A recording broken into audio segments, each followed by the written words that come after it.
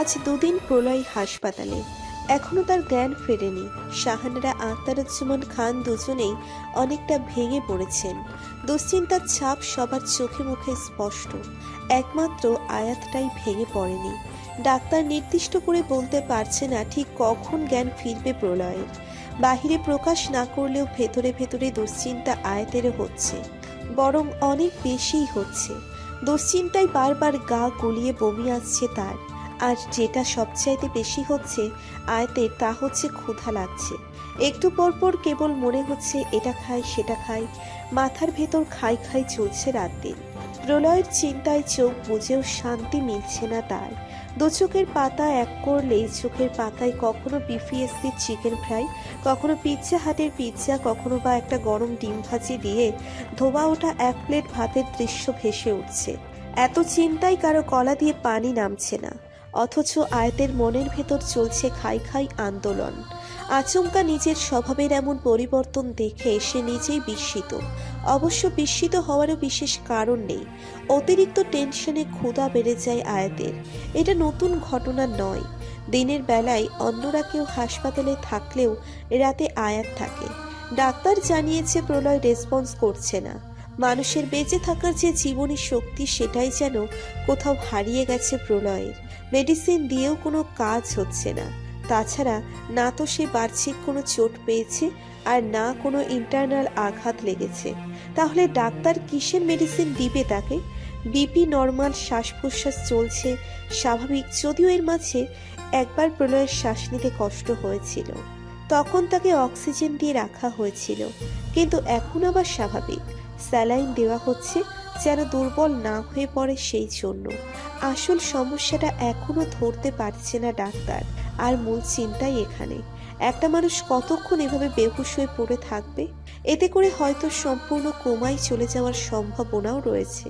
এখন অপেক্ষা কেবল একটা চমৎকার ঘটার। আল্লাহ চাইলে যে কোনো সময় জ্ঞান ফিরে উঠে বসতে পারে প্রলয়।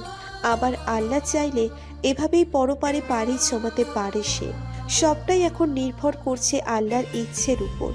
একমাত্র আল্লাহ জানে কি ঘটবে সামনে। ডাক্তাররা কেবল ওছিলা, তারা চেষ্টা করতে পারে শুধু। এর বেশি কিছুই তাদের হাতে নেই। তবে তাই যা আল্লাহ চায়। প্রলয়কে অবজারভেশনে রাখা হয়েছে। কেবিনে কেবল পেশেন্টের জন্য একটাই বেড দেওয়া, এক্সট্রা কোনো বেড দেওয়া নেই পেশেন্টের সঙ্গে লোক থাকার জন্য। তবে একপাশে একটা সিঙ্গেল 2 সিটার সোফা রাখা আছে। সেখানেই বসে প্রলয়কে পাহারা দিয়ে রাত কাটিয়েছে আয়াত। মস্ত রাত কেটে গেল, কিন্তু প্রলয়ের অবস্থার কোনো উন্নতি হয়নি। ফজরের নামাজ পড়ে হাসপাতালের ক্যান্টিনে থেকে 1 কাপ চা ও একটা বন্ড রুটি খেয়েছিল আয়াত। তাতে তার ক্ষুধা মেটেনি, বরং আরো বেড়ে গেছে। ইচ্ছা হচ্ছে মিক্সড ভেজিটেবল দিয়ে মুচমুচে করে তেলে ভাজা পরোটা খেতে। এখানে তা পাওয়া যাবে না। বাসায় যাওয়া অবধি অপেক্ষা করতে হবে তাকে। প্রলয়কে চেক করে সোফায় বসতেই তন্দ্রা লেগে আসে আয়াতের। তন্দ্রায় চোখ বুঝতেই রাজ্যের ঘুম নেমে আসে। ঘুমন্ত প্রলয় আচমকায় চোখ মেলে তাকায়। কিছুক্ষণ সময় লাগে তার নিজেকে ধাতস্থ করতে, বুঝতে সে আসলে কোথায় আছে। ভালোভাবে লক্ষ্য করতেই বুঝতে পারে সে হাসপাতালে আছে। কাউকে আশেপাশে না দেখতে পেয়ে এদিক সেদিক তাকাতেই দেখতে পায় তার বেডের ডান পাশে একটা দূরত্বে রাখা সোফায় বসে ঘুমোচ্ছে আয়াত। বসে ঘুমোচ্ছে বলে তার ঘাড়টা বাঁকা হয়ে আছে।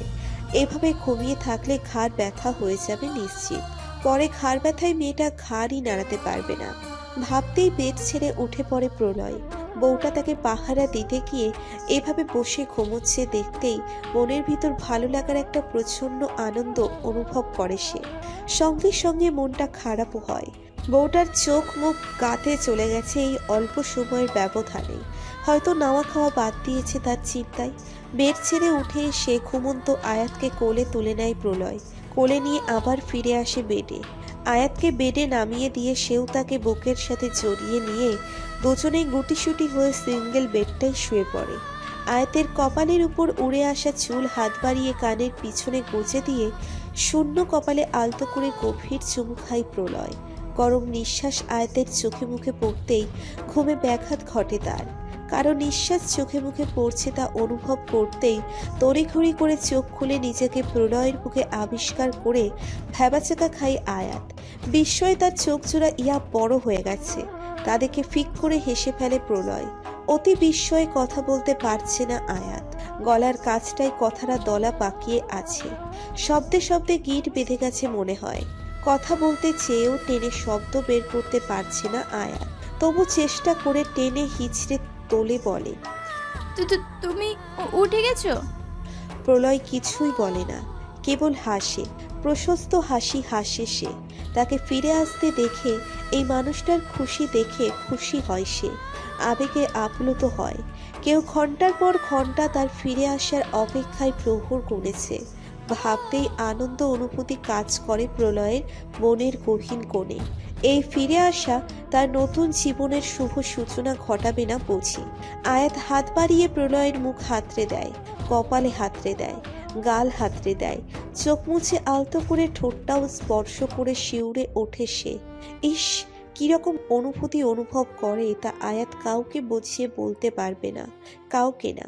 লজ্জায়, শঙ্কায়, জড়তায় আড়ষ্ট হয়ে প্রলয়ের বুকের ভিতর নিজেকে আবৃত করার চেষ্টা করে। বুকের ভেতর তোলপাড় করা কম্পন। আহা, সুখানুভূতির এই বুঝি কেবল শুরু। এই আয়াত, এখানে এভাবে বসে বসে ঘুমাচ্ছিস কেন? আয়াত, আয়াত! ডাকে সাড়া না পেয়ে আলতো করে বার দুয়েক গালে থাপ্পড়ের মতো দিতেই তড়িঘড়ি করে ঘুম ভেঙে চোখ মেলে তাকায় আয়াত। চোখ মেলে জিনিয়াকে চোখের সামনে দাঁড়িয়ে থাকতে দেখে হতভম্ব হয়ে তাকিয়ে থাকে সে। জিনিয়া আবার জিজ্ঞেস করে, এভাবে ঘুমাচ্ছিস কেন? ঘাড় ব্যথা করবে তো। আয়াত বুঝতে পারে না ঠিক কি হচ্ছে। সে এখানে কেন? জিনিয়া কোথা থেকে এলো? প্রলয় কোথায়? সে তো বেডে ছিল প্রলয়ের বাহু ধরে। এসব হচ্ছেটা কি? ঝট করে বসা থেকে উঠে দাঁড়িয়ে জিনিয়ার পেছন বরাবর তাকাতেই দেখতে পাই প্রলয় আগের ন্যায় শান্ত হয়েই ঘুমিয়ে আছে বেডে। অর্থাৎ এতক্ষণ সে যা যা দেখেছে তার কোনোটাই বাস্তব নয়। বাস্তবে এমন কিছুই ঘটেনি। প্রলয়ের জ্ঞান এখনো ফেরেনি। সবটাই তন্দ্রা লেগে ঘুমে দেখা স্বপ্ন ছিল আয়াতের। ভাবতেই আবার ধপাস করে পেছনের দিকে সোফাটায় বসে পড়ে। আয়াতকে এভাবে বসে পড়তে দেখে জিনিয়া জিজ্ঞেস করে, কি রে, বসে পড়লি কেন? কিছু না পা। মনে মনে নিজেকে শান্ত করার চেষ্টা করে। ইস, এমন সময় এমন একটা স্বপ্ন ভাবতেই দুনিয়া ভাঙচুর হয়ে আসে আয়াতের। মনের ভেতর হাহাকারের প্রশ্ন ওঠে, কখন উঠবে প্রলয়? কখন কাছে টেনে নিবে তাকে, আবৃত করবে নিচের বাহু ডোরে? আর ভালো লাগে না আয়াতের, কিচ্ছু ভালো লাগে না। পরপর 2 রাত আয়াত হাসপাতাল ছিল, তাই আজ আর তাকে কেউ হাসপাতালে থাকতে দেবে না। আয়াত অনেক জোরাজুরি করে তবু বিশেষ লাভ হয় না। শ্বশুর শাশুড়ি ভাসুর জিনিয়া কাউকে রাজি করাতে পারে না সে। সবার এক কথা, একজন অসুস্থ তার জন্য ওকে কেউ অসুস্থ হতে দিবে না। প্রথমে ঠিক হয়েছিল মেঘালয় থাকবে হাসপাতালে, কিন্তু হিমালয় মেঘালয় কেউ যেতে দেয় না। প্রলয় অসুস্থ হওয়ার পর থেকে আখতারুজ্জামান খান ঠিকঠাক ব্যবসাও দেখতে পারছেন না। যার ছেলে মরা লাশের মতো হাসপাতালের বিছানায় পড়ে আছে, কখন উঠবে তার কোনো ঠিক নেই, সে কিভাবে ব্যবসা দেখবে? তাই ব্যবসার সব ভার মেঘালয়ের উপর। সেজন্য হাসপাতালে হিমালয় যাবে বলে ঠিক করে।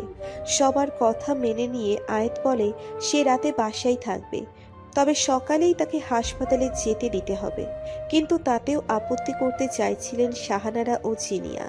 হাসপাতালের চক্করে আয়াতের ঠিকঠাক বিশ্রাম নেওয়া হয়নি এই 2 দিন। কিন্তু আয়াত কারো কথা শুনতে নারাজ।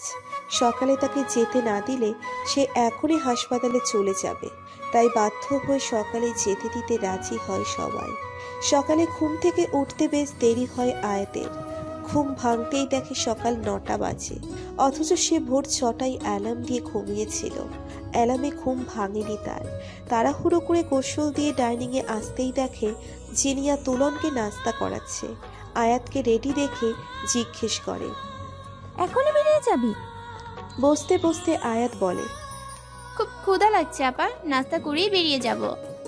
বস তুই, আমি তোর জন্য পরোটা ভেজে নিয়ে আসছি। জিনিয়াকে বাধা দিয়ে আয়াত বলে, 2টাই হবে না, 3টা লাগবে আমার। একদণ্ড দাঁড়িয়ে আয়াতকে দেখে নিয়ে রান্নাঘরে চলে যায় জিনিয়া। এই বাড়িতে আসার পর ধরে ঠেলে এই মেয়েকে একটা পরোটা খাইয়েছে জিনিয়া। আজ সেই মেয়ে নিচু থেকে বলছে 3টে পরোটা খাবে। এই বাড়িতে খাওয়া নিয়ে অবশ্য কারো কোনো আপত্তি নেই। জিনিয়া ঠিকই 3টে পরোটা এনে আয়াতের প্লেটে তুলে দেয়। সে ভালো করেই জানে এই মেয়ে 2টা পরোটাও ঠিকঠাক খেতে পারবে না, কিন্তু চোখের পলকে জিনিয়াকে ভুল প্রমাণ করে দিয়ে আয়াত 3টে পরোটাই খেয়ে ফেলে। খাওয়া দেখে হা করে থাকে জিনিয়া। বেফাস তার মুখ দিয়ে বেরিয়ে আসে, তোর পেটে কি ঢুকেছে রে? আজ 3টা পরোটা খেয়ে ফেললি কিভাবে? কয়দিন আগে তো একটা শেষ করতে তোর জান বেরিয়ে যেত।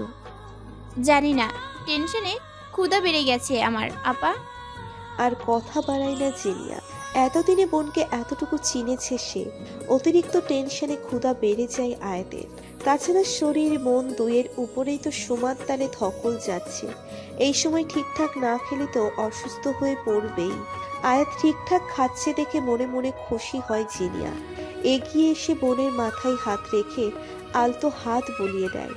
নাস্তা খেতে বসেই 10টা পার হয়ে যায় আয়াতের। তাই তাড়াহুড়োয় ফোনটা সাইলেন্ট মোড থেকে জেনারেল করতে ভুলে গিয়েছিল।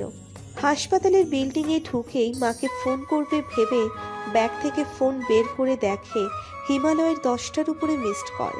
এতগুলো মিসড কল দেখে ঘাবড়ে গিয়ে আবার সঙ্গে সঙ্গে নিজেকে সামলে নিয়ে ভাবে হয়তো তার আসতে আর কতক্ষণ লাগবে জানতে ফোন করেছিল, তাই আর কল ব্যাক করে না। চলেই এসেছে সে, লিফটে আছে। এসব ভাবতে ভাবতেই 9 তলায় উঠে আসে আয়াত। লিফট থেকে বেরিয়ে ডানে গিয়ে 3য় রুমেই আছে প্রলয়। লিফটের ডান পাশে রিসেপশন নার্সদের। এই ফ্লোরে কর্মরত নার্সরা এখানে থাকে। আয়াত সামনে দিয়ে যাওয়ার সময় একজন নার্স তাকে দেখে ডেকে জিজ্ঞেস করে, আপনি কেবিন নাম্বার 903 এর পেশেন্টের গার্জিয়ান না? নার্সের প্রশ্নে থেমে গিয়ে আয়াত বলে। হ্যাঁ। আচমকা বুকের ভেতর ধক করে ওঠে তার। প্রলয়ের কিছু হয়নি তো? হিমালয় এতগুলো কল দিয়েছিল তাকে। ভাবতেই মাথার ভেতর শূন্য অনুভব করে সে। চোখের পাতায় সব অন্ধকার লাগে। আপনার পেশেন্ট। নার্সের কথা আর পুরোপুরি শোনা হয় না তার। কেবিনের দিকে জোর কদম চালায়। দৌড়ে এসে কেবিনে ঢুকতেই থমকে দাঁড়ায় আয়াত। মাথার ভেতর ভন ভন করছে তার। নিজেকে খুব হালকা লাগছে। মনে হচ্ছে এখনই মাথা ঘুরে পড়ে যাবে সে। শরীর গরম হয়ে ঘাম ছেড়ে দিয়েছে। নিজেকে সামলে নেওয়ার চেষ্টা করে আয়াত। কদম আগাতে চায় না, তবু নিজেকে টেনে নিয়ে সামনের দিকে 2 কদম আগায়। প্রলয়ের বেডের মাথার দিকটা তুলে দেওয়া হয়েছে। তাতে হেলান দিয়ে শুয়ে আছে সে। তার চোখ খোলা, তাকিয়ে দেখছে সে আয়াতের দিকে। প্রলয়ের চোখ মুখ দৃষ্টি সব শান্ত, ভীষণ শান্ত। এবার সত্যি শব্দে শব্দে গিট লাগে আয়াতের। কথার সব বাধা পড়ে সেই গিটে। কথা বলতে পারে না সে। গলা কাঁপছে, বুক কাঁপছে, নিঃশ্বাসও কাঁপছে। সেই সঙ্গে মৃদু তালে আয়াতের দেহটাও কাঁপছে। নিজেকে ধাতস্থ করার চেষ্টা করে, কিন্তু কাজ হয় না। বেশ কিছুক্ষণ আয়াতের দিকে তাকিয়ে থেকে প্রলয় শান্ত ভঙ্গি ও কণ্ঠে জিজ্ঞেস করে, আম্মু হাসেনি? এখনো কথা বলতে পারে না আয়াত। কেবল ডানে বামে মৃদুভাবে মাথা ঘুরিয়ে না করে। প্রলয়ের কথায় স্পষ্ট, কোনো জড়তা নেই তার কণ্ঠে। সেই সঙ্গে যেন তার কণ্ঠের চোখে মুখের গাম্ভীর্য বেড়েছে। মনে হচ্ছে বাচ্চা প্রলয়টা বড় হয়ে গেছে, অনেক বড়। তার চোখ মুখ থেকে বাচ্চা বাচ্চা ভাব কেটে গিয়ে পুরুষালী ভাবটা বেড়ে গেছে বহু গুণে। বিয়ের প্রায় বছর হয়ে যাচ্ছে আয়াত প্রলয়ের। এ বাড়িতে আসার পর থেকে কখনোই আয়াতের নিজেকে নতুন বউ অনুভব হয়নি। হবেই বা কিভাবে? বর ছাড়া বউ হয় নাকি? তার বর তো কাছে থেকেও কোথাও ছিল না। তাই নতুন বউ হওয়ার সেই অনুভূতিটা সে ঠিকঠাক অনুভব করতে পারেনি। তবে এতগুলো দিন পেরিয়ে এখন এসে নিজেকে নতুন বউ মনে হচ্ছে আয়াতের। সারাক্ষণ একটা মিশ্র অনুভূতি মনের ভিতর দৌড়ঝাঁপ করে বেড়ায়। একটা লাল লজ্জা 2 গালে যেন আঠার মতো আটকে থাকে সর্বক্ষণ। আর প্রলয়কে দেখলেই ইচ্ছে হয় মাটি 2 ভাগ হয়ে যাক আর সে লুকিয়ে পড়ুক। কি ভীষণ লজ্জার ছড়াছড়ি। একসাথে খেতে বসতে লজ্জা, এক ঘরে থাকতে লজ্জা, চোখে চোখ পড়লে লজ্জা, প্রলয়ের নাম শুনলে লজ্জা, কেউ প্রলয়ের বউ বলে ডাকলে লজ্জা। সব সময় সর্বত্র যেন লজ্জার ছড়াছড়ি, মাখামাখি অবস্থা। এত লজ্জা আসলো কোথা থেকে? ভেবে পায় না আয়াত। অসুস্থ অবস্থায় যে মানুষটা যখন নয় তখন তাকে জাপটে ধরেছে, তার কোলে বুকে মাথা রেখে ঘুমিয়েছে, রাতের পর রাত একে অপরের সাথে লেপ্টে থেকেছে, অন্তরঙ্গ সময় কাটিয়েছে। সেই মানুষটার সাথে এখন এক ঘরে থাকতেও যেন দম বন্ধ হয়ে আসার জোগাড় আয়াতের। এত দমবন্ধকর পরিস্থিতিতে সে জীবনে আগে কখনো পড়েনি। মানুষটা সুস্থ হয়ে গেলে যে তাকে এমন বেহাল পরিস্থিতিতে পড়তে হবে তা কে জানতো। তার উপর আছে জিনিয়া। কোনো সুযোগ সে হাতছাড়া করে না আয়াতকে পিঞ্চ করতে, আলতো লজ্জা দিতে। জিনিয়ার জন্যই আয়াতকে যখন নয় তখন বেশি বেশি অস্বস্তিকর পরিস্থিতির শিকার হতে হয়। বেচারি না পারে সইতে, না পারে কোথাও পালিয়ে যেতে। তার তো পালিয়ে যাওয়ার কোনো জায়গাও নেই। প্রলয় সুস্থ হওয়ার পর থেকে তারা দুজনেই নিজেদের দিক থেকে একে অপরের প্রতি স্বাভাবিক থাকার চেষ্টা করে যাচ্ছে। সম্পর্কটাকে স্বাভাবিক রাখার, একে অপরের সাথে এসি হওয়ার চেষ্টা করছে প্রতি মুহূর্ত। কারো পক্ষ থেকে কারোর জন্য কোনো অবহেলা নেই, নেই কোনো অস্বীকৃতি। প্রলয় সুস্থ হয়েছে সপ্তাহ 2-এর বেশি হয়ে গেছে। এর মাঝে ভীষণ ব্যস্ত সময় কেটেছে তাদের। আত্মীয় স্বজনরা সবাই এসেছেন দেখা করতে। দূরের কাছের এখনো কোনো আত্মীয় স্বজন বাকি নেই যারা না এসেছে প্রলয়কে দেখতে। এমনকি এখনো অনেকের আশা বাকি, যারা একটু বেশি দূর দূরান্তে থাকে। সময় নিয়ে আসবে তারাও দেখা করতে। প্রলয়ের সুস্থতার খবর পেয়ে সবার আগে তাকে দেখতে এসেছিলেন মহসিন নিয়াজি। সেদিনের মতো খুশি যেন তিনি আগে কখনো হননি। বলা যায় আখতারুজ্জামান খান ও শাহানারা বেগম যতটা খুশি হয়েছেন তার চাইতেও কোনো অংশে কম খুশি হননি মহসিন নিয়াজি। মেয়ের মাথায় হাত রেখে কেঁদে ফেলেছিলেন তিনি। আচমকা শ্বশুরের চোখে পানি দেখে ভ্যাবাচাকা খেয়ে গেলেও জিনিয়া বিস্তারিত বলার পর তার চোখের পানির কারণ বুঝতে তেমন অসুবিধা হয় প্রলয়ের। আয়াতের সাথে তার বিয়ের কথা খেয়াল থাকলেও ভেতরের অনেক কিছুই তার অজানা। জানবেই বা কিভাবে? সেই সময় তো তার বুঝ ক্ষমতা ঠিক ছিল না, তাই চোখের সামনে ঘটে যাওয়া অনেক ঘটনার মর্মার্থই সে তখন বুঝতে পারেনি। বোঝার মতো ক্ষমতা তখন তার ছিল না। এখন অবশ্য আস্তে ধীরে সব নতুন করে জানার বোঝার চেষ্টা করছে সে। অসুস্থ হয়ে যেমন সে এক মুহূর্তের জন্য জেসিকে ভোলেনি, তেমন সুস্থ হয়েও সে আয়াতকে ভুলে যায়নি। তবে কিছু কিছু বিষয় তার কাছে ধোঁয়াশা হয়ে আছে। হয়তো সময়ের পরিক্রমায় তাও পরিষ্কার হয়ে যাবে একটা সময়।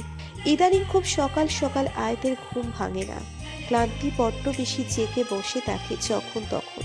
এত ক্লান্ত লাগে যেন রাজ্যের কাজ সব তার করতে হয়। আসলে বাস্তব তার উল্টো। প্রলয়ের দেখাশোনা ব্যতীত সংসারের অন্যান্য কাজ তেমন একটা করতে হয় না আয়াতকে। কিছু করার চেষ্টা করলেও জিনিয়া ধমকে তাকে রান্নাঘর থেকে বের করে দেয়। বলে, জামাই কোলে নিয়ে বসে থাক, যা। এত কাজকর্ম দেখাতে হবে না। সংসারের জন্য আমি বেঁচে আছি এখনো।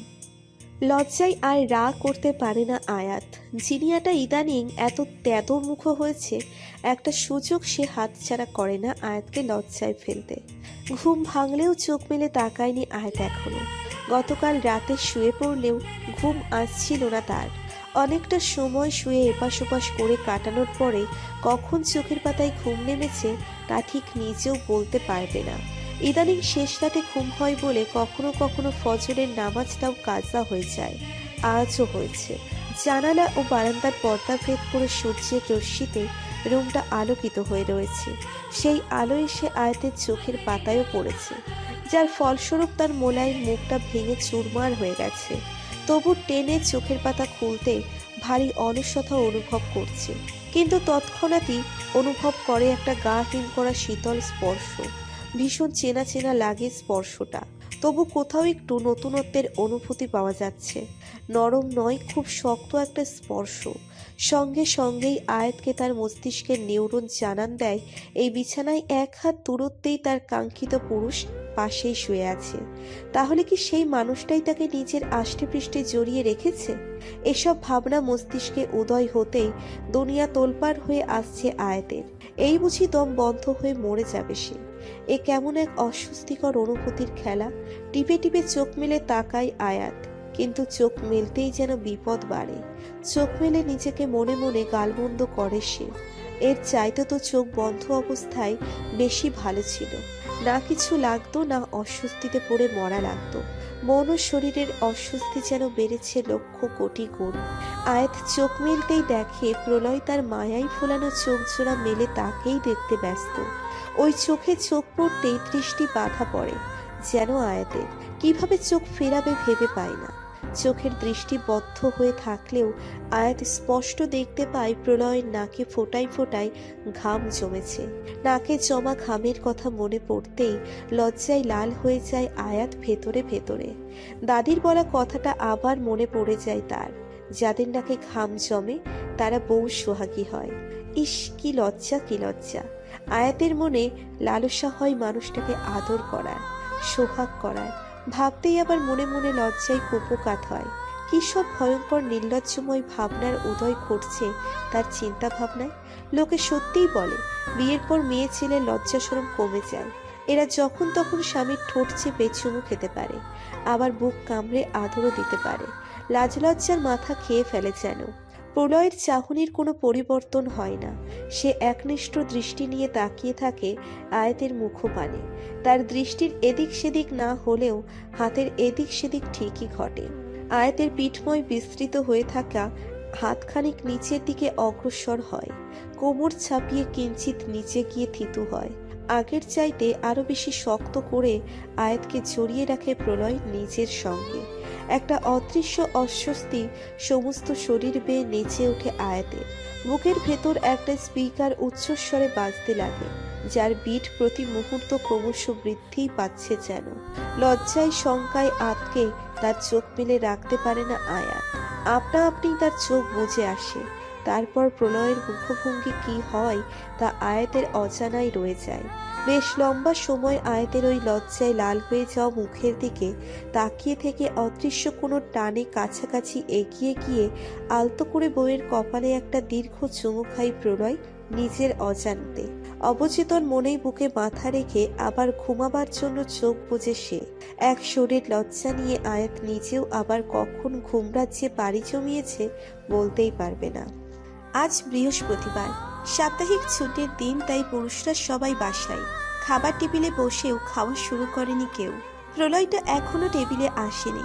বেশ কিছুক্ষণ অপেক্ষা করে এই পর্যায়ে আখতারুজ্জামান খান আয়াতকে জিজ্ঞেস করেন, প্রলয় ঘুম থেকে উঠেনি মা? উঠছে বাবা। তাহলে এখনো এলো না যে? তুমি কি কষ্ট করে একটু ডাকবে ওকে? এখনই দেখছি বাবা। নিজের অবস্থার থেকে সরে এসে আয়াত প্রলয়কে ডাকার জন্য রুমের দিকে পা বাড়াতে নিয়ে আবার থমকে দাঁড়ায়। প্রলয়কে এগিয়ে আসতে দেখে দ্রুত গতিতে এগিয়ে এসে নিজের চেয়ারে বসতে বসতে প্রলয় বলে, সরি দেরি হয়ে গেল। এতটুকু বলেই থামে না সে, আরো কথা যোগ করে, অলরের সাথে কথা বলছিলাম। ছাড়াকে আচ্ছা মতো বকে দিয়েছি। যার সাথে আমার দুনিয়াতে আসা সেই গায়েব হয়ে রয়েছে। 14 গোষ্ঠী আমাকে দেখতে এসেছে, অথচ আমার সব থেকে প্রিয় বন্ধুরই খবর নেই। তা কি বললো অলয়? আসবে কপি? জানতে চাইলেন আখতারুজ্জামান খান। জবাবে প্রলয় বলল, আসবে বললো, তবে এক্স্যাক্ট ডেট কিছু বললো না স্পেসিফিক্যালি। চিন্তা করো না বাবা, হতচ্ছাড়া না এসে যাবে কোথায়? প্রয়োজনে আমি নিজে গিয়ে ওর কান টেনে ধরে নিয়ে আসবো। ওর ব্যস্ততা নিকুচি করি আমি। বলেই অট্ট হাসিতে মেতে ওঠে প্রলয়। আপাতত আর অলয় প্রসঙ্গে উপস্থিত কেউ কথা বাড়ায় না। বাকিরা স্বাভাবিকভাবে নিলেও আয়াত বিষয়টা এখনো সম্পূর্ণরূপে স্বাভাবিকভাবে নিতে পারে না। অলয় প্রসঙ্গ উঠলেই কোথাও একটা গন্ডগোল পাকিয়ে যায় আয়াতের ভেতরে ভেতরে। অস্বস্তিতে সব দুমড়ে মুচড়ে ওঠে। পেটের ভিতর পাক লাগিয়ে বমি আসতে চায়। অতিরিক্ত অস্বস্তিতে বুকের ভেতর চাপ অনুভব করে। যে মানুষটার প্রসঙ্গ উঠলে তার অবর্তমানেই আয়াতের দিন দুনিয়া তোলপাড় হয়ে আসে, সেই মানুষটা সত্যি সত্যি সশরীরে চোখের সামনে এসে দাঁড়ালে তখন কি হবে তার? এতদিন না হয় যেমন তেমন গেছে, অলয় নিজে থেকে আসেনি। বাড়ির অন্যরা কেউ তাকে আসার জন্য তেমন একটা প্রেশারও দেয়নি। কিন্তু এবার যে মানুষটা উঠে পড়ে লেগেছে সে আর কেউ নয়, স্বয়ং প্রলয়। অলয় নিজেও হয়তো প্রলয়কে উপেক্ষা করতে পারবে না। শাশুড়ি ও চিনিয়ার কাছে আয়াত আগেই শুনেছে প্রলয় অলয় একে অপরের ন্যাওটা।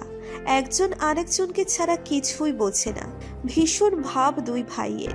এতেই বোঝা যায় না এসে অলয়ের কাছেও কোনো উপায় থাকবে না। এসব ভাবতেই মাথার ভেতর চক্কর দিয়ে ওঠে আয়াতের। নিজেকে সামলে নেওয়ার চেষ্টা করে সে। তোলনের বসে থাকা চেয়ারটা শক্ত করে ধরে নিজেকে সামলে নেয়। তবু তা পাশে দাঁড়িয়ে থাকা জিনিয়ার দৃষ্টি এড়ায় না। আয়াতের মুখটা ফ্যাকাশে হতে দেখে জিজ্ঞেস করে, কি রে, তোর কি হলো? মুখে মেকি হাসির রেখা টেনে বলে, কিছু না আপা, তুমি একটু এদিকটা দেখো, আমি আসছি। আসছি বলে আর অপেক্ষা করে না আয়াত, নিচের রুমে চলে যায়। বালিশে মাথা না রাখলে আরাম হবে না তার। হতচ্ছাড়া শরীরটা তার আজকাল সময়ক্ষণ না দেখে 19-20 হয়ে যায়। খাবার মুখে তুলে প্রলয় একবার এদিক সেদিক তাকায়। আর কেউ বুঝলো কিনা কে জানে, তবে জিনিয়া ঠিকই বুঝতে পারে প্রলয়ের দৃষ্টি আয়াতকে খুঁজছে। তাই কাছাকাছি এগিয়ে এসে ধীর কণ্ঠে বলে, যাকে খুঁজছিস সে রুমে আছে। মুখে কিছু বলে না প্রলয়, কেবল হাসি বিনিময় করে। এটা নতুন নয়, জিনিয়া এই বাড়িতে আসার পর থেকেই এমন। কার কি প্রয়োজন বা কার কি চাই তা তাকে বলতে হয় না, মুখ দেখেই সে বুঝে যায়। জিনিয়াকে প্রলয়ের একদম নিজের মায়ের মতো মনে হয়। মাকে যেমন তার নিজের প্রয়োজনের কথা বলতে হয় না, তেমনি জিনিয়াকেও বলতে হয় না। নাস্তা শেষ করেই রুমে ফিরে আসে প্রলয়। যদিও বাবা ভাইয়েরা ড্রয়িং রুমে বসেছেন চা আড্ডা দিবেন বলে, কিন্তু তাই স্কিপ করে এসেছে সে। তবে আয়াতের সাথে জরুরি আলাপ আছে, সময় থাকতে সে আলাপ সেরে নিতে চায়। আয়াতটাকে একান্তে পাওয়া যায় না বলেই বলবো বলবো করে আর বলা হয়ে উঠছে না, কিন্তু আজ বলবেই। সামনের দিনগুলোতে সে আরও ব্যস্ত হয়ে পড়বে, তাই সময় থাকতে কথাগুলো বলে নিতে চাই আর কি। প্রলয়কে রুমে ঢুকতে দেখেই হন্ততন্ত হয়ে শোয়া থেকে উঠে বসে আয়াত। অস্বস্তি তার মন ছাপিয়ে চোখে মুখে ছড়িয়ে পড়েছে। প্রলয়কে কাছাকাছি আসতে দেখে এবার বসা থেকে উঠে দাঁড়ায় সে। এগিয়ে এসে কোনো রকম ভনিতা ছাড়াই আয়াতের কপালে হাত রাখে প্রলয়। কপাল ছুঁয়ে চোয়ালের নিচের দিকেও আলতো স্পর্শ করে বলে, জ্বর টর তো নেই, তাহলে এই অসময় শুয়ে আছো যে? শরীর খারাপ লাগছে নাকি? চোখ তুলে প্রলয়ের দিকে তাকায় আয়াত। না মানে, এর বেশি আর শব্দ বের হয় না তার গলা দিয়ে। প্রসঙ্গ এড়াতে ও নিজেকে অস্বস্তি থেকে বাঁচাতে এখান থেকে প্রস্থান করার চিন্তা করে আয়াত। বলে, আপনি রেস্ট করুন, আমি আসছি। প্রলয় সুস্থ হওয়ার পর থেকে তাকে তুমি করে বলতে, ডাকতে ভীষণ কেমন কেমন লাগে আয়াতের। তাই আপাতত আপনি সম্বোধনটাই সহজ মনে হয়। বাকি জীবন তো পড়েই আছে তুমি বলে কাছে টানতে, সময়ের সাথে সাথে তাও হবে। আয়াত চোখ তুলে তাকাতেই কয়েক মুহূর্তের জন্য কোথাও হারিয়ে যায় প্রলয়। এই চোখ জোড়া তার ভীষণ পরিচিত, ভীষণ, খুব কাছের। নিজস্ব কারোর সাথে সাদৃশ্য খুঁজে পাই প্রলয়। কয়েক মুহূর্তে বিমোহিত হয়ে তাকিয়ে থেকে নিজেকে সামলে নেয়। আয়াত পাশ কেটে চলে যাওয়ার চেষ্টা করলে সামনে হাত মেলে বাধা দিয়ে বলে, ধারণা থাকলে একটু বসবে, কিছু কথা বলতাম, একটু জরুরি। সময় থাকতে বলে নেওয়া ভালো।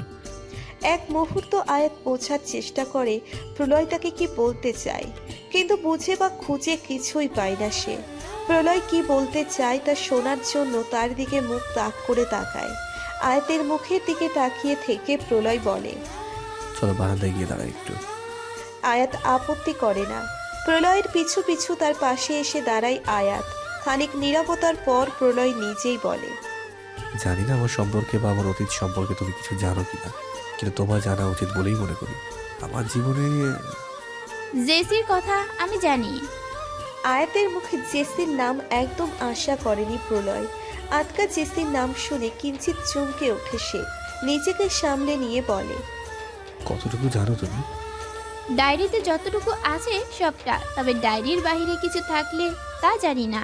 আপনি চাইলে সেটা জানতে পারেন। ডায়েরির কথা কিভাবে জানলে? আপা বলেছে। বড় ভাবি? হ্যাঁ। জিনিয়া জেসি আর তার সম্পর্কের কথা জানে শুনে মনে মনে ভীষণ অবাক হয় প্রলয়। তবু নিজের অবাক হওয়াটা এই মুহূর্তে আয়াতের কাছে প্রকাশ করে না সে। নিজেকে সামলে নিয়ে বলে, বড় ভাবিও জানে? হ্যাঁ, আপা জানে। সেই আমাকে বলেছে আপনাদের কথা, ওই ঘটনার কথা। একটা দীর্ঘশ্বাস মুক্ত করে প্রলয়। তারপর আরো বলে, আসলে তোমার সাথে আমার বিয়েটা আমি অস্বীকার করছি না। ওই সময় কিভাবে কি হয়েছে সবকিছু স্পষ্ট মনেও নেই আমার, তবু তোমাকে পুরোপুরি ভুলে যাইনি। তেমনই জেসি এখন আমার জীবনে, আমার পৃথিবীতে নেই, তবু আমি চাইলেও ওকে নিজের জীবন থেকে পুরোপুরি মুছে ফেলতে পারবো না। তুমি প্লিজ আমাকে ভুল বুঝো না। আমি তো বলছি না আপনি জেসিকে ভুলে যান। মানুষটা নেই বলে কি তাকে ভুলে যেতে হবে কেন? থাক না, সে আপনার জীবনের সুন্দর স্মৃতি হয়। আমার এতে কোনো আপত্তি নাই। আয়াতের কথায় বেশ মুগ্ধ হয় প্রলয়। তোমাকে কষ্ট দিতে চাই না, তবে একটা কথা বলতে চাই, বলতে পারো অনুরোধ। আমি শুনছি।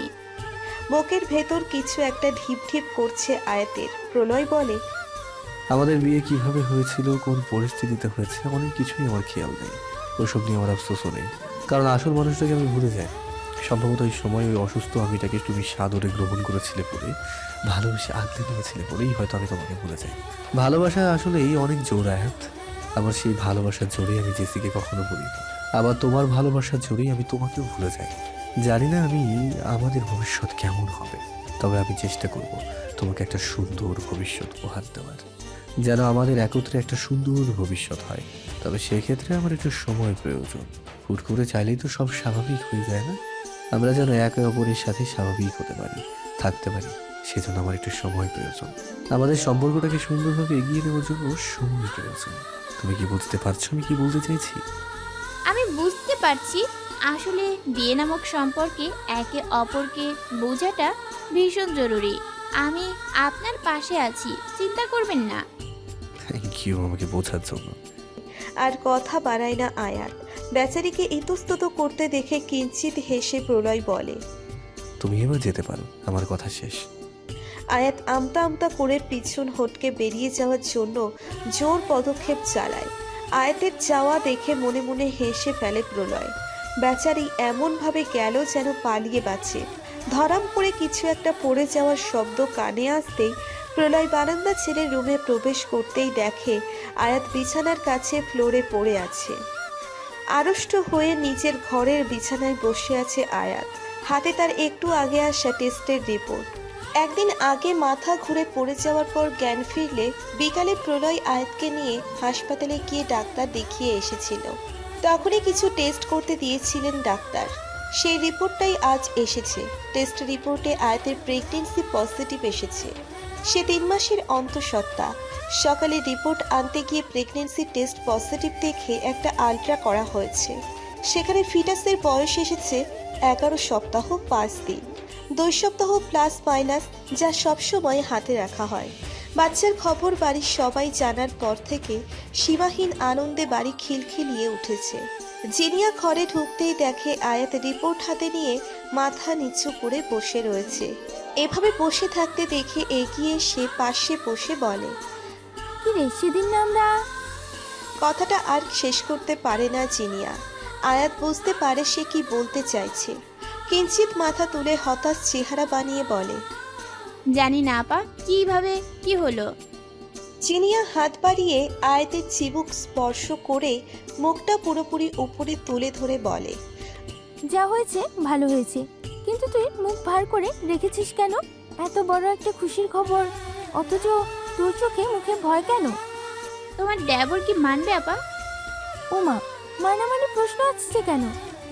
না মানে, সে তো অসুস্থ ছিল। সে ঠিকই আমাকে ভুলে যায়নি, কিন্তু সবকিছু সেভাবে তার মনেও নেই। হয়তো তার খেয়াল নাও থাকতে পারে, বা হয়তো তার সময় প্রয়োজন। এই সময় বাচ্চাটার আশা কি শুভ হবে? অবশ্যই শুভ হবে। এভাবে ভাবছিস কেন তুই?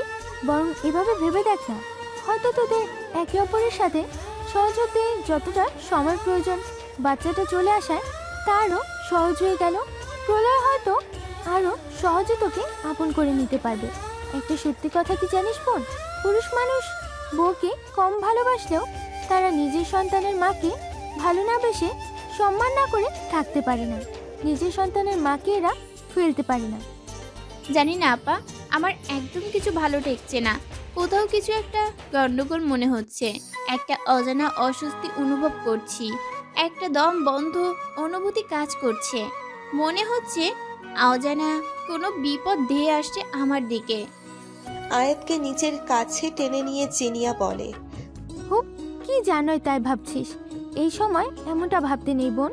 এই সময় সব সময় হাসি খুশি থাকতে হয়, একদম কোনো রকম দুশ্চিন্তা করা যাবে না, বলে দিলাম। জিনিয়ার কাঁধে মাথা রেখে আয়াত বলে, আমি দুশ্চিন্তা করতে চাই না আপা, খারাপ কিছু না হোক, এখন থেকে সব কিছু শুভ হোক, সব কিছু। কাউকে কিছু না বললেও মনে মনে কিঞ্চিত সংশয়ে ভুগছে প্রলয়, কিন্তু তার সংশয় ধোপে টিকছে না বাড়ির সকলের খুশি দেখে। আয়াতের পেটের অনাগত সন্তানকে নিয়ে সে কোনো প্রশ্ন তুলতে চায় না, বরং সে মনে প্রাণে বিশ্বাস করতে চায় বাচ্চাটা তার। তবু তার মনে হচ্ছে একবার আয়াতের সাথে কথা বলা প্রয়োজন, কিন্তু পরক্ষণেই ভাবছে এই অবস্থায় এই ধরনের কথা বলা হয়তো একদম উচিত কাজ হবে না। এই সময় যে কোনো ধরনের আপত্তিকর কথা আয়াতের জন্য বিপদ ডেকে নিয়ে আসতে পারে। নেগেটিভ চিন্তা ভাবনাদের মাথা থেকে ঝেড়ে ফেলার চেষ্টা করে প্রলয়, নতুন উদ্যমে জীবন শুরু করার সংকল্প করে মনে মনে। আয়াত যে আসছে তাকে নিয়ে নতুন করে বাঁচবে সে জেসির স্মৃতিদের আঁকড়ে ধরে। আয়াতের প্রেগনেন্সির খবর আসার সপ্তাহ 2 পেরিয়ে গেছে। বাসার সকলে তাকে চোখে চোখে রাখছে প্রতি মুহূর্ত। তাকে এক গ্লাস পানিও কেউ ঢেলে খেতে দেয় না, পারে না যেন সবাই মাথায় তুলে রাখে আয়াতকে। প্রলয় নিজেও আয়াতের দেখাশোনার কম ভূমিকা রাখছে না। সকালের ব্রাশটা নিজে সঙ্গে বাথরুমে নিয়ে গিয়ে করিয়ে দেয়, এমনকি খাবার টেবিল পর্যন্ত আসতে নিজে হাত ধরে নিয়ে আসে। ভীষণ লজ্জা করে আয়াতের, এতটুকু সে একাই যেতে পারবে বলে বায়না ধরলেও প্রলয় তার কথা কানে তোলে না। সে কিছুতেই আয়াত ও নিজের অনাগত সন্তানের অযত্ন করতে চায় না। 2 দিন পরেই আবার চেক আপ আছে। প্রলয় নিজের হাতের কাজ সব গুছিয়ে নিচ্ছে, যেন নির্দিষ্ট দিনে নিজেই আয়াতকে চেক আপে নিয়ে যেতে পারে। সবার আদর যত্নের পাশাপাশি প্রলয়ের পক্ষ থেকেও কোনো ত্রুটি থাকছে না আয়াতের দেখভালে। কিন্তু আয়াত প্রেগনেন্ট হওয়ার পর থেকে আগের চাইতে আরও বেশি চক্ষুশূল হয়ে গিয়েছে সে রাফার।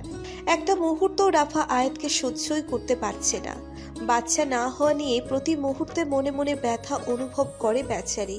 বিয়ের পর থেকেই চেষ্টা চালিয়ে যাচ্ছে সে একটা বাচ্চার জন্য, কিন্তু আজও তার কোল খালি। ডাক্তার দেখিয়ে বিশেষ কোনো সমস্যা ধরা পড়েনি, তবু কেন তার গর্ভে বাচ্চা আসছে না তা আল্লাহ ছাড়া কেউ জানে না।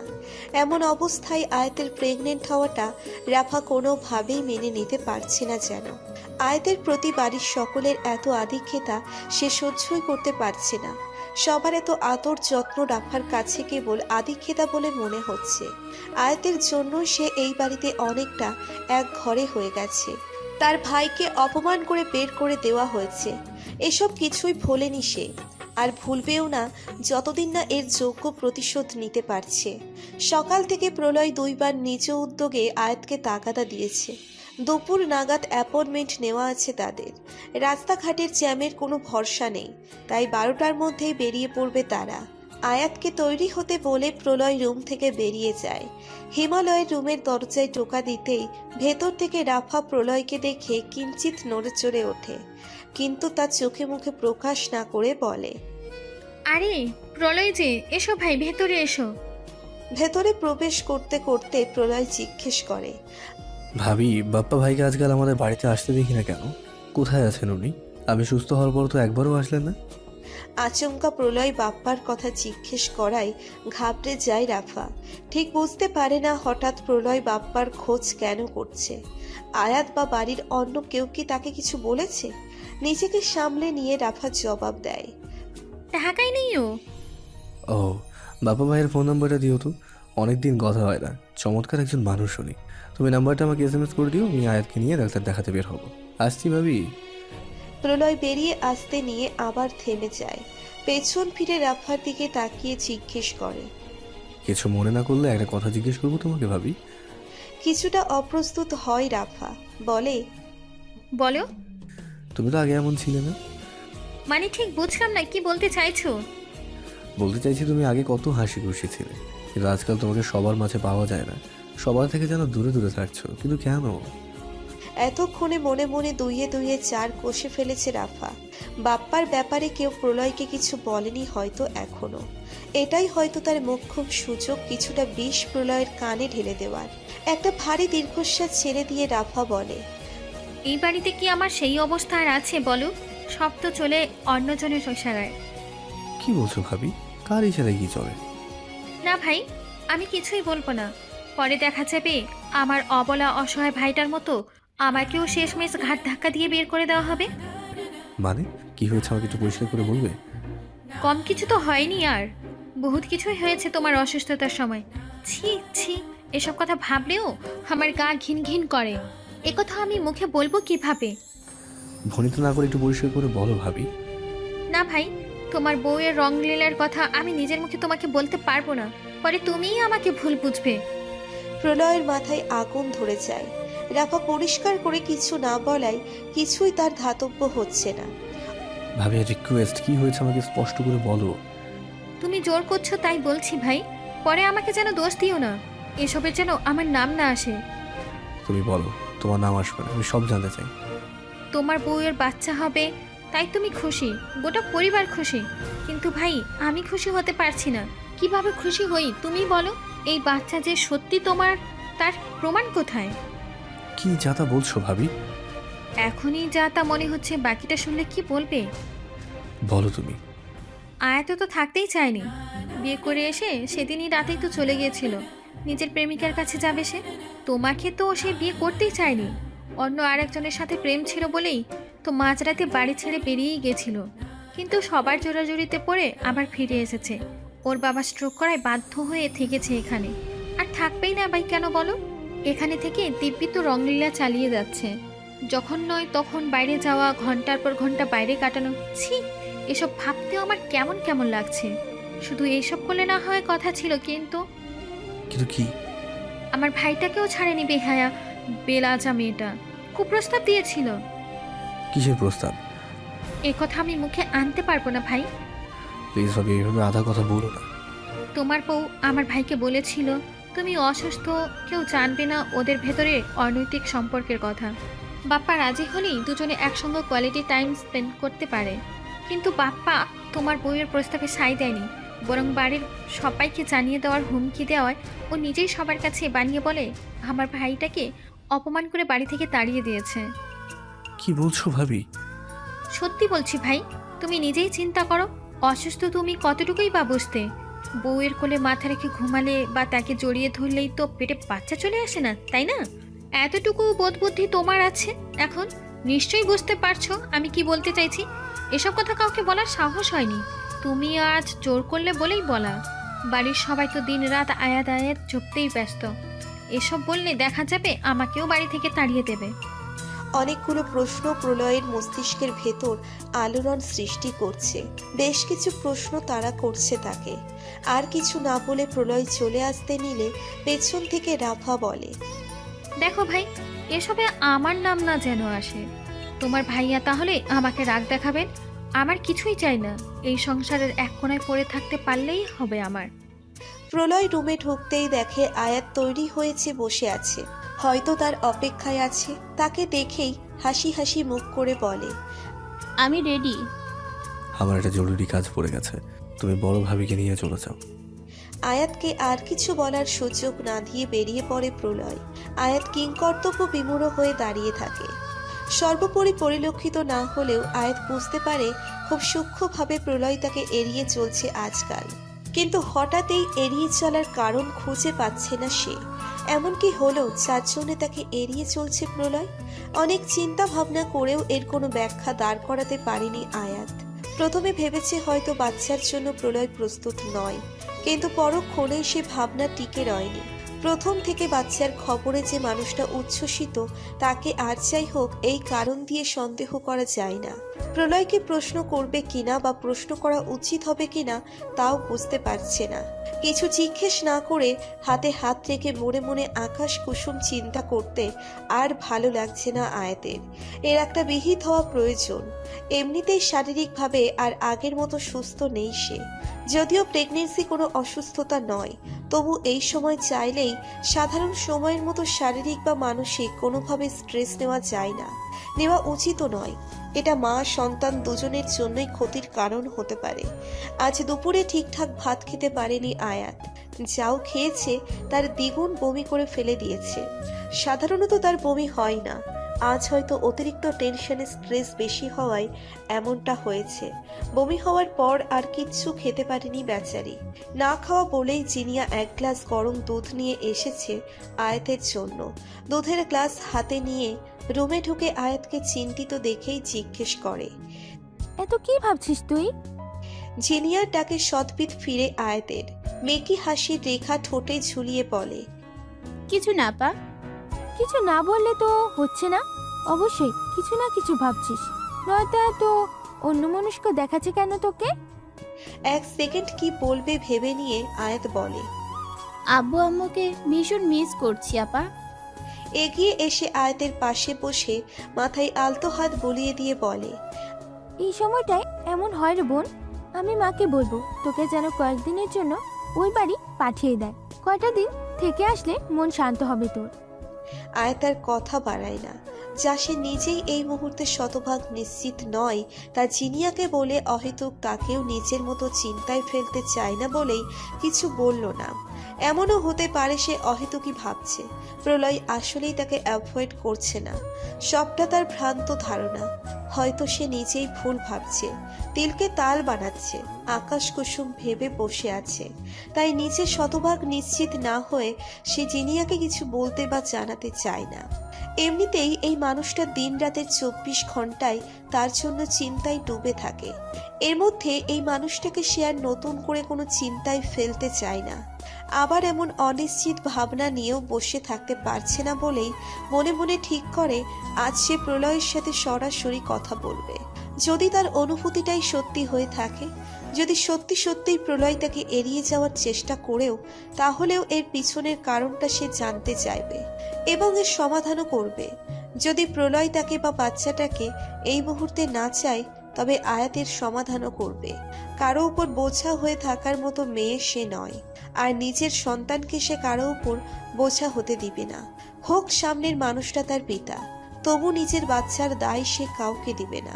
কাউকে না মানে কাউকেই না, বাচ্চার বাবাকেও না। আজকাল বিভিন্ন কাজেই হোক বা কাজের বাহানাই হোক, প্রলয় তেমন একটা বাসায় থাকে না। যতটুকু সময় থাকে তাও দেখা যায় এটা সেটা নিয়েই ব্যস্ত থাকে। ব্যস্ত প্রলয়কে বিরক্ত করতে ইচ্ছে হয় না আয়াতের, কিন্তু আজ উপায় অন্তর নেই তার কাছে। জিনিয়ার ঘর থেকে নিচের ঘরে আসতেই আয়াত দেখে প্রলয় রিডিং টেবিলে বসে ল্যাপটপে কিছু একটা করছে খুব মনোযোগ দিয়ে। প্রলয়কে দেখতেই মুখে হাসি রেখা ফুটে ওঠে আয়াতের। নিজেকে সামলে নিয়ে পেছন থেকে জিজ্ঞেস করে, কখন এলেন? খুব শান্ত কণ্ঠে প্রলয় জবাব দেয়, মাগরিবের পরে। ওমা, এতক্ষণ হয়ে গেছে, আমাকে ডাকেননি কেন? ব্যস্ত হতে হবে না আমার জন্য, আমি তো এখানে মেহমান নই, এটা আমার নিজেরই বাড়ি। প্রলয়ের কথায় কিছুটা মিহিয়ে যায় আয়াত। বুকের ভেতরটা অজানা আশঙ্কায় বিচলিত হয়। দ্রুত চিন্তা করতে লাগে কথাটা এখনই জিজ্ঞেস করবে না এখন চেপে যাবে। সময় স্বল্পতায় সিদ্ধান্ত ঠিকঠাক নিতে পারছে না আয়াত। কি করবে ভাবতে ভাবতেই সিদ্ধান্ত নেয় যা আছে কপালে দেখা যাবে। এসব লুকোচুরি আর ভালো লাগছে না তার। ছোট্ট করে একটা দম নিয়ে আয়াত বলে, একটু কথা ছিল, সময় হবে কি? পেছনে না ঘুরেই প্রলয় বলে, জরুরি কিছু কি এখনই বলতে হবে? আয়াত ছোট্ট করে জবাব দেয়। হ্যাঁ। ল্যাপটপ রেখে চেয়ার ছেড়ে পেছন ঘুরে আয়াতের মুখোমুখি দাঁড়ায় প্রলয়। মানুষটা মুখোমুখি হওয়ায় আয়াতের দুনিয়া ভাঙচুর শুরু হয়ে গেল যেন। কি দিয়ে শুরু করবে, কিভাবে শুরু করবে, সব তালগোল পাকিয়ে যায়। রাত জেগে গুছিয়ে রাখা কথা সব পালিয়ে যাচ্ছে। শব্দ খুঁজে পাচ্ছে না আয়াত বলার মতো। শব্দের পরে শব্দ সাজাতে হিমশিম খাচ্ছে সে। তবু মনে মনে একটা শ্বাস নিয়ে নিজেকে তৎক্ষণাৎ সামলে নেওয়ার চেষ্টা করে বলে, কিছু কি হয়েছে? এমন কিছু যার জন্য আপনি আমাকে অ্যাভয়েড করছেন? শান্ত দৃষ্টি নিয়ে আয়াতের মুখের দিকে তাকিয়ে থাকে প্রলয়। এই চাহনি দেখে বারবার মনে মনে দমে যাচ্ছে আয়াত। তবু শক্তভাবে নিজেকে ধরে রাখার প্রাণপণ চেষ্টা চালিয়ে যাচ্ছে। বেশ কিছু সময় আয়াতের মুখের দিকে তাকিয়ে থাকে প্রলয়। তবু তাকে চুপ করে থাকতে দেখে আয়াত আবার জিজ্ঞেস করে, কি হয়েছে আমি জানতে চাই প্লিজ। আরেকটু সময় নেয় প্রলয়, তারপর খুব শান্ত ভঙ্গিতে বলে, আমি প্রশ্ন করলে বিনা ব্যাখ্যা চেয়ে জবাব দিতে পারবে? প্রশ্নবোধক চাহনি নিয়ে তাকিয়ে থাকে আয়াত প্রলয়ের মুখের দিকে। আয়াতের চোখের জিজ্ঞাসা বুঝতে পেরে প্রলয় বলে, আমি কিছু জানতে চাই, আশা করি তুমি সত্যি সত্যি জবাব দেবে। কি? আমাদের বিয়ের প্রথম রাতে তুমি বাড়ি ছেড়ে চলে গিয়েছিলে? হঠাৎ প্রলয়ের এই প্রশ্নের কারণ বুঝে উঠতে পারে না আয়াত। কি চলছে তার মনের ভিতর, কি জানতে চায় সে? প্রশ্নের উপর প্রশ্ন ঘুরপাক খাচ্ছে আয়াতের মস্তিষ্কে, কিন্তু এইসব প্রশ্নের উত্তর কেবল সামনে দাঁড়িয়ে থাকা মানুষটাই দিতে পারবে। আয়াতকে চুপ করে দাঁড়িয়ে থাকতে দেখে প্রলয় আরো বলে, কি হলো বলো না, প্রশ্ন কি বেশি কঠিন হয়ে গেছে? মাথা ঝাঁকিয়ে না জানায় আয়াত। সঙ্গে সঙ্গেই প্রলয় বলে, তাহলে বলো, আমাদের বিয়ের প্রথম রাতে তুমি বাড়ি ছেড়ে চলে গিয়েছিলে? হ্যাঁ। তুমি আমার সাথে থাকতে চাওনি? না। কেন? কারণ এই জবাবটা দিতে গিয়ে কথা আটকে যায় আয়াতের। তা দেখে প্রলয় নিজেই বলে, কারণ আমি বলছি, একটা পাগলের সঙ্গে আর যাই হোক সংসার করা যায় না। আর তাছাড়া কি? তাছাড়া কি তা তুমিও ভালো করে জানো আয়াত। আয়াত আরো কিছু বলার আগে তাকে বাধা দিয়ে প্রলয় বলে, তোমার ভালোবাসার মানুষের সাথে কি এখনো সম্পর্ক আছে আয়াত? প্রলয়ের এমন প্রশ্নে ভীষণ অবাক হয় আয়াত। পৃথিবী উল্টে যাওয়ার মতো অবাক। এমন একটা প্রশ্ন কোনোভাবেই আশা করেনি সে। আয়াতকে অবাক হতে দেখে প্রলয় বলে, অবাক লাগছে? আমি কিভাবে জানলাম? আচ্ছা, তুমি এই প্রশ্নের জবাব দিতে না চাইলে আরেকটা সহজ প্রশ্ন করছি, এটা জবাব দিলেই হবে। সত্যি জবাবটা দিও প্লিজ। আয়াতের মুখে কোনো কথা নেই। প্রলয় নিজেই বলে চলল, বাচ্চাটা কি সত্যি আমার আয়াত? আমি তোমার কাছে সত্যিটা আশা করছি। আয়াতের মনে হয় খুব বড় একটা বজ্রপাত হয়েছে তার মাথার উপর। হয়ে না থাকলে হোক, একটা বজ্রপাত হয়ে সে মরে যাক। নিজের কানে শোনা কথা বিশ্বাস করতে পারছে না। এমন কথা বিশ্বাস করাও যায় না। মনে মনে কি বিগত কদিন ধরে সে এই তুফানের আগমনের ভয়টাই পাচ্ছিল? তার অবচেতন মন কি তাকে এই ঝড়ের জানান দিচ্ছিল? এত কঠিন একটা প্রশ্ন প্রলয় তাকে কিভাবে করতে পারলো? তার কি একবারও মনে হয়নি সে ভুল হলে এই প্রশ্নটা আয়াতকে ভেতর থেকে ক্ষত বিক্ষত করে ফেলবে? এই প্রশ্নটার ধার যেন ধারালো তলোয়ারের চাইতেও বেশি ধারালো। প্রশ্ন উত্তরের এই জায়গায় আয়াত বেশ খানিকটা সময় নেয় নিজেকে ধাতস্থ করতে।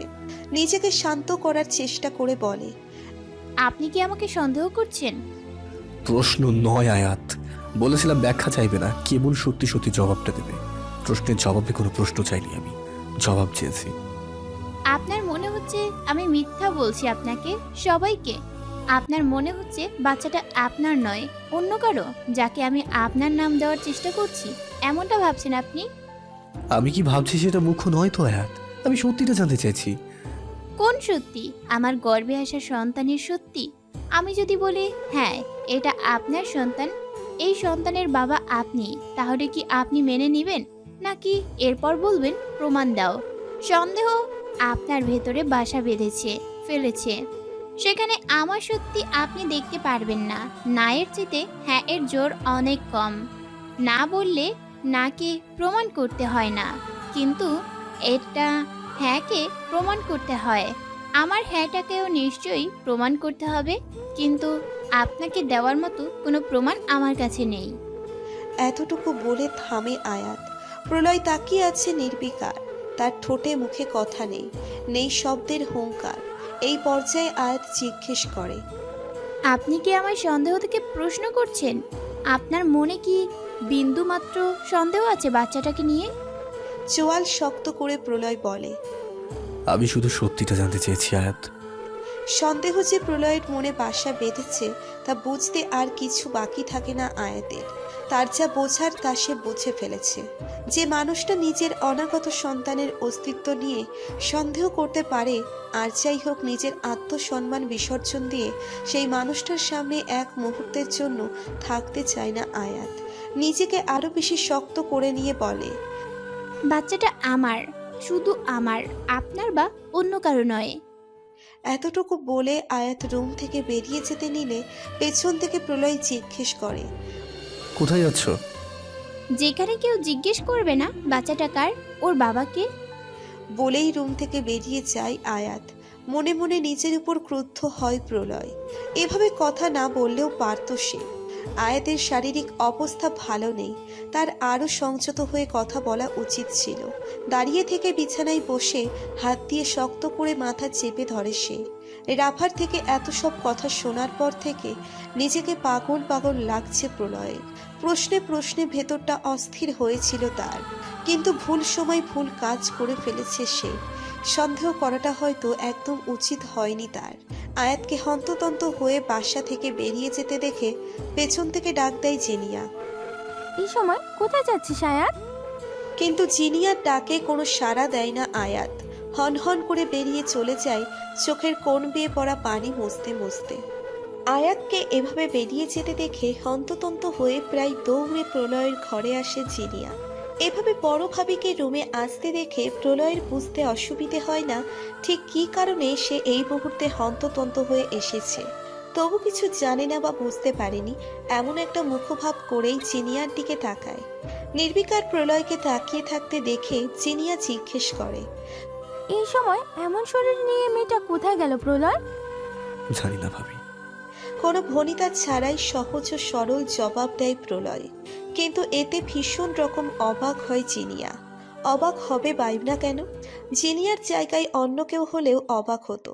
যার বউ অন্তঃসত্ত্বা রাতের সময় হন্ততন্ত পাগল প্রায় হয়ে বাসা থেকে বেরিয়ে গেছে, অথচ এটা নিয়ে স্বামীর মাঝে কোনো হেলদোল নেই। এমনটা দেখলে যে কেউই অবাক হবে। ভীষণ রকম অবাক হয়ে জিনিয়া জিজ্ঞেস করে, কি হয়েছে প্রলয়? কিচ্ছু হয়নি ভাবি। কিছু হয়নি বললে তো হবে না, অবশ্যই কিছু না কিছু হয়েছে, নয়তো এভাবে বেরিয়ে যাওয়ার মতো মেয়ে আয়াত নয়। আমি ওকে খুব ভালো করে চিনি প্রলয়, নিশ্চয়ই কিছু না কিছু হয়েছে। কিছু একটা বলতে নিয়েও নিজেকে সামলে নেয় প্রলয়। ফোঁস করে একটা দীর্ঘশ্বাস ছেড়ে নিজেকে শান্ত করার চেষ্টা করে বলে, আমি একটু একা থাকতে চাই ভাবি।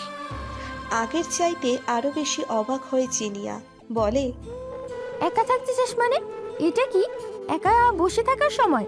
মেয়েটা বেরিয়ে গেছে, ওকে তো ফেরাতে হবে নাকি? এই সময় কোথায় গেল কে জানে। ভাবি প্লিজ, যা যাওয়ার সে যাক, আমি এই মুহূর্তে কোথাও যেতে পারবো না। তুমি প্লিজ যাও, আমি একটু একা থাকতে চাই, ফর গডস সেক প্লিজ ভাবি। জিনিয়া আরো কিছু বলতে নিয়েও বলে না। একে আপাতত কিছু বলে যে বিশেষ লাভ হবে না তা বুঝতে আর কিছু বাকি নেই। বরং প্রলয়ের সাথে কথা বলে সময় নষ্ট না করে আয়াত কোথায় গেল সেদিকে দেখা বেশি প্রয়োজন মনে করে সে। এক মুহূর্ত সময় ব্যয় না করে সঙ্গে সঙ্গেই প্রলয়ের ঘর থেকে বেরিয়ে নিজে ঘরে ফিরে আসে জিনিয়া। নিজের ঘরে ফিরে দেয়াল ঘড়িটার দিকে তাকালেই দেখে প্রায় রাত 9টা বাজতে চলল। এখনো অবধি মেঘালয় হিমালয়রা কেউ বাসায় ফেরেনি আজ। কাকে ফোন করবে ভাবতে ভাবতেই মেঘালয়কে ফোন লাগায় জিনিয়া, কিন্তু তাকে পাওয়া যায় না। রিং হয়ে হয়ে কল কেটে যায়। মেঘালয় কল রিসিভ করে না। দেরি না করে সঙ্গে সঙ্গেই হিমালয়কে ফোন লাগায়। এবারেও কল রিসিভ হয় না। উল্টে হিমালয় কল কেটে দিয়ে মেসেজ পাঠায় ব্যস্ত আছে, একটু পর কল ব্যাক করবে জানায়। দুশ্চিন্তার ছাপ জিনিয়ার কপালে স্পষ্ট হয়। চিন্তায় অস্থির হয়ে পায়চারি করতে লাগে সে। শাশুড়িকে বিষয়টা জানাবে কিনা বুঝতে উঠতে পারছে না। এমনিতেই 2 দিন ধরে শাশুড়ির প্রেশার বাড়তি। নিয়ম করে প্রেশারের ঔষধ খাচ্ছেন তিনি, তবু প্রেশার ঠিকঠাক নিয়ন্ত্রণে আসছে না। যদিও ডাক্তার বলেছে দ্রুতই ঠিক হয়ে যাবে, তাই শাশুড়িকে এমন একটা কথা হুট করেই বলা উচিত হবে বলে মনে হচ্ছে না তার। এই মুহূর্তে ঠিক কী করা উচিত বুঝে উঠতে পারছে না জিনিয়া। কোনো সিদ্ধান্ত নিতে পারছে না সে। ভীষণ সিদ্ধান্তহীনতায় ভুগছে বেচারি। রাত 11টা নাগাদ হিমালয়রা বাসায় ফেরে। বাসার গেট দিয়ে আখতারুজ্জামান খান, মেঘালয়, হিমালয় 3 জন একত্রেই প্রবেশ করেন। জিনিয়াকে ড্রয়িং রুমে দেখতে পেয়ে হিমালয়ের খেয়াল হয় সে ভাবির কল কেটে দিয়েছিল। পরে আর ফিরতি কল করার কথা মনেই ছিল না তার। একদম বেমালুম ভুলে গিয়েছে। 3 জনই বসে পড়ে ড্রয়িং রুমের সোফায়। আজ কাজের ভীষণ চাপ গেছে, এখন থেকে চাপ বাড়লো আর কি। সামনে পালা পার্বণ উৎসব আসছে, এই সময় কাপড় ব্যবসায়ীদের বাড়তি কাজের চাপ থাকেই। বসতে বসতেই হিমালয় জিনিয়াকে উদ্দেশ্য করে বলে, ভাবি তুমি ফোন দিয়েছিলে? সরি, তখন ব্যস্ত ছিলাম বলে রিসিভ করতে পারিনি। পরে আর খেয়ালও ছিল না। কোনো জরুরি দরকার কি? জিনিয়া কিছু বলার আগেই মেঘালয় বলে, হয়তো আমার জন্য ফোন দিয়েছিল, আমিও কল রিসিভ করিনি। ও কিন্তু ততক্ষণে আখতারুজ্জামান খান ছেলের বউয়ের মুখ দেখে বুঝে ফেলেছেন তার কিছু একটা হয়েছে। তাই ছেলেদের কথার মাঝেই বাধা দিয়ে তিনি জিজ্ঞেস করেন, কিছু হয়েছে কি বৌমা? তোমার মুখটা শুকনো লাগছে। বাবার কথায় এতক্ষণে দুই ভাই ভালোভাবে লক্ষ্য করে জিনিয়াকে। এতক্ষণে তারাও বুঝতে পারে আসলেই জিনিয়ার মুখটা চুপসে আছে। ব্যতিব্যস্ত হয়ে হিমালয় জিজ্ঞেস করে। কি হয়েছে ভাবি? একবার ঢোক গিলে নিয়ে জিনিয়া বলে, আয়াত বাসা থেকে বেরিয়ে গেছে। মানে বুঝিয়ে বলো বৌমা। আমি কিছু জানি না বাবা। সন্ধ্যার পর আমার ঘরেই ছিল, পরে নিজের ঘরে গেল। বেশ কিছুক্ষণ পর ভাবলাম দেখে আসি মা কি করছেন, প্রেশারটা কমলো কিনা। সেজন্য আমি রুম থেকে বেরিয়ে মায়ের ঘরে যাব বলে বেরোতেই দেখি মেয়েটা কেমন ছুটে বেরিয়ে গেল। আমি পিছু ডাকলাম, তাও সাড়া দিল না। প্রলয় কোথায়? বাসায় ফেরেনি? জিজ্ঞেস করে হিমালয়। জিনিয়া বলে, প্রলয় তখন নিজের ঘরেই ছিল। আমি তৎক্ষণাৎ গিয়ে জিজ্ঞেস করেছিলাম কি হয়েছে, কিন্তু ও কিছুই বলল না। এই শরীরে না জানি কোথায় গেল। মেঘালয় বলল, তোমার কি মনে হয় ওদের মাঝে কিছু হয়েছে? মাথা ঝাঁকায় জিনিয়া বলে, হ্যাঁ আমার মনে হয় কিছু একটা হয়েছে, কিন্তু আপাতত চিন্তার বিষয় হচ্ছে আয়াতটা এত রাতে কোথায় গেল। আমার মনে হয় ওর বাবার বাসায় গেছে। শ্বশুরবাড়ি থেকে রাগ বা মন খারাপ করে বের হলে মেয়েরা সাধারণত বাপের বাড়িতেও যায়। হিমালয় বলে। হিমালয়কে সাই জানিয়ে মেঘালয় বলে, আমি কি একবার ওই বাড়িতে খবর নিব বাবা?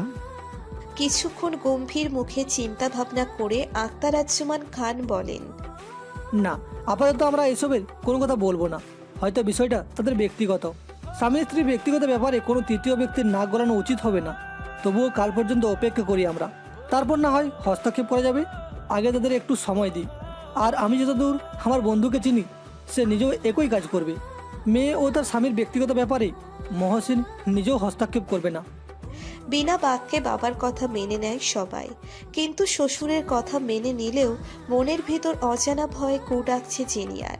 অপেক্ষা করবে বললেও মনে মনে চিন্তা আখতারুজ্জামান খানেরও হচ্ছে। ফ্রেশ হওয়ার জন্য যে যার ঘরে চলে যায়। মেঘালয় ফ্রেশ হয়ে বাথরুম থেকে বেরিয়ে দেখে জিনিয়া অন্যমনস্ক হয়ে বসে আছে এখনও।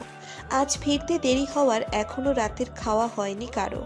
কাছাকাছি এগিয়ে এসে বউয়ের কাঁধে আলতো স্পর্শ করতেই তার সদ্বিত ফেরে। ফেলফেলে দৃষ্টি নিয়ে জিনিয়াকে তাকিয়ে থাকতে দেখে মেঘালয় বলে, চিন্তা করো না, ইনশাল্লাহ সব ঠিক হয়ে যাবে।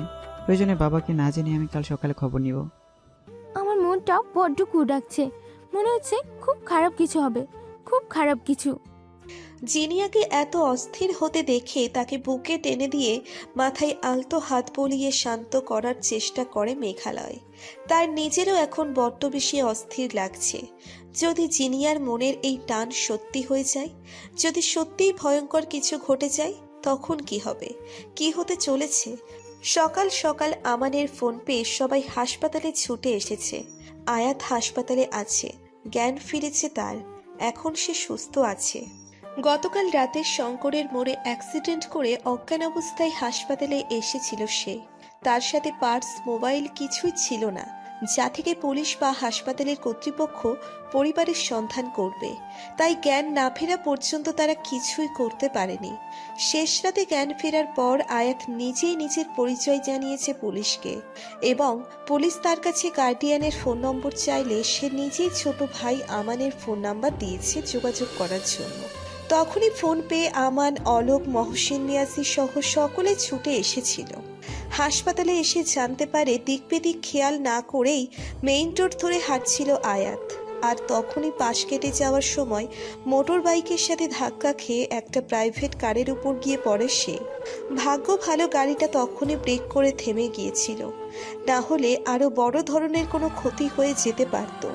আয়াতের জ্ঞান ফেরার সঙ্গে সঙ্গে সে প্রথমেই জানতে চেয়েছিল তার বাচ্চাটা কেমন আছে, কিন্তু সর্বনাশ যা হওয়ার তা হয়ে গেছে। দুঃখ দুঃখ মুখ করে আয়াতের প্রশ্নে ডাক্তার বলেছিল এ যাত্রায় সে একাই বেঁচে ফিরেছে। ডাক্তারের কথার সারমর্ম এটাই, বাচ্চাটা আর নেই। যা বুঝতে আয়াতের বিন্দুমাত্র অসুবিধে হয়নি। আগের চাইতে অনেক বেশি শান্ত হয়ে হাসপাতালের বেডে শুয়ে আছে আয়াত। তার চেহারায় কোনো ভাবান্তর নেই, কিন্তু আমানরা বুঝে উঠতে পারছে না রাত করে আয়াত একা বাহিরে কি করছিল। কি এমন হয়েছিল? আয়াতকে আপাতত কেউ কিছু জিজ্ঞেস করছে না। এমনিতেই শারীরিক ও মানসিকভাবে বিশাল ধাক্কা পেরিয়ে উঠেছে মেয়েটা। এখনই তাকে প্রশ্ন করে আরো বেশি বিরক্ত করতে চায় না কেউ, তাই এই মুহূর্তেই কিছু জিজ্ঞেস করবে না বলেই ঠিক করেছে সবাই। তবে প্রলয়রা আসলেই হয়তো সবকিছু অনেকটা ক্লিয়ার হয়ে যাবে। আয়াতি বা কেন পুলিশকে প্রলয় বা বাসার অন্য কারো নম্বর না দিয়ে আমাদের নম্বর দিতে গেল? এইসব কিছুই যেন ইঙ্গিত করছে নিশ্চয়ই কিছু না কিছু একটা ঘটেছে। তবে তা কি, সেটাই ধোঁয়াশা হয়ে রয়েছে। আমাদের ফোন পেয়ে সকাল সকাল সবাই ছুটে এসেছে হাসপাতালে। শাহানারা বেগমের প্রেশার বেশি বলে তাকে আনা হয়নি। তুলন ছোট মানুষ, তাই সেও বাসায়। শাশুড়ি দেখাশোনার জন্য রাফা রয়ে গেছে। যদিও মনে মনে আয়াতকে দেখতে আসার বিশেষ কোনো আগ্রহ নেই রাফার, তাই শাশুড়ির বাহানায় সে আসেনি। আখতারুজ্জামান খান, মেঘালয়, হিমালয় ও জিনিয়া এসেছে। সবচাইতে অবাক করার বিষয় হলো প্রলয় আসেনি। প্রলয়কে বলার পর সে বলেছে তার জরুরি কাজ আছে, আপাতত সে কোথাও যেতে পারবে না। ছেলের এরূপ কঠোরতা দেখে ভীষণ রকম হতাশ হয়েছেন আখতারুজ্জামান খান। এমন আচরণ সে নিজের সন্তানের কাছে কখনোই আশা করেন না। কিন্তু সময় স্বল্পতায় প্রলয়ের সঙ্গে কথা বাড়ায়নি তিনি। আপাতত অন্য সবকিছুর চাইতে হাসপাতালে আসাটা বেশি জরুরি। এখান থেকে ফিরে গিয়ে সরাসরি ছেলের সাথে কথা বলেন বলে মনস্থির করেছেন। সবার সঙ্গে প্রলয়কে না দেখে বাকিরাও অনেকটা অবাক হয়েছেন, কিন্তু কেউ কোনো প্রশ্ন করেননি। মহসিন মিয়াজি নিজেও কোনো প্রশ্ন করেননি। মহসিন মিয়াজি নিজেও চেপে গেছেন, জানতে চাননি কিছুই। পুলিশকে যা বলার জ্ঞান ফেরার পর আয়াত নিজেই বলেছে। সব জেনে নিয়ে পুলিশ তখনই চলে গেছেন। কেবিনে আয়াত একাই, বাকিরা সবাই করিডোরে পাতা চেয়ারে বসে আছেন। আফরা খাতুনের থেকে অনুমতি নিয়ে জিনিয়া কেবিনে ঢুকতেই তাকে দেখে চোখ ছলছল করে ওঠে আয়াতের। বোনের দিকে তাকিয়ে কাঁদো কাঁদো মুখ করে বলে, নেই, আমাকে ছেড়ে চলে গেছে। আমার বাচ্চাটা মরে গেছে আপা। গলার কাছে থাকা কথাটা আটকে পড়ে জিনিয়ার। একটা রাস শব্দ করতে পারে না সে, পায়ের কদম আগাতে চায় না। তবু জোরপূর্বক টেনে হিঁচড়ে কদম বাড়িয়ে বোনের পাশে এসে দাঁড়ায় সে। আধশোয়া অবস্থা থেকে উঠে বসে আয়াত। জিনিয়া হাত বাড়িয়ে জড়িয়ে ধরতেই হাউমাউ করে কেঁদে ফেলে। বোনের কান্না দেখে নিজের চোখের পানি আটকে রাখতে পারে না জিনিয়া নিজেও। এই বিপদ সংকেতটাই হয়তো সে পাচ্ছিল গতকাল মনে মনে। এই বিপদটাই হয়তো ডাকছিল তার মনে। এমন একটা বিপদের আশঙ্কায় হয়তো তার মন অস্থির হয়েছিল সারাটা রাত। এই ভিডিওটি যদি আপনাদের ভালো লাগে তাহলে অবশ্যই লাইক করবেন ও আপনাদের মূল্যবান মতামতটি কমেন্ট করে জানাবেন। আর এরকম ভালোবাসার ভিডিওগুলি দেখার জন্য আমাদের চ্যানেলটি সাবস্ক্রাইব করে আমাদের সাথেই থাকুন। ধন্যবাদ সবাইকে।